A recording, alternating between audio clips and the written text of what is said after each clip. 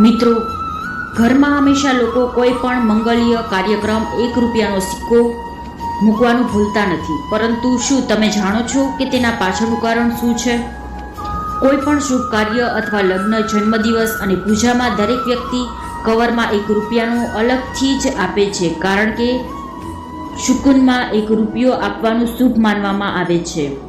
હવે તમને સવાલ થશે કે આખરે શુકનમાં રૂપે કવરમાં 1 રૂપિયો કેમ નાખવામાં આવે છે? કોઈ પણ નાની કે મોટી રકમ હોય તેમાં 1 રૂપિયાનો સિક્કો જોડવાથી સંખ્યા અવિભાજ્ય બની જાય છે. શુકનમાં 1 રૂપિયાનો સિક્કો આપવાથી સંબંધો માટે શુભ અને સારું માનવામાં આવે છે. તેથી લોકો શુકનમાં 1 રૂપિયાનો સિક્કો મૂકવામાં આવે છે.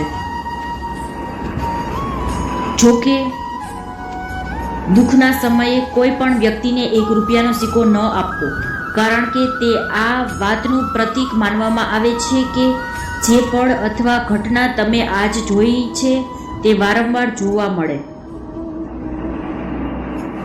હિન્દુ ધર્મની માન્યતા અનુસાર શૂન્યને અશુભ પ્રતીક માનવામાં આવે છે.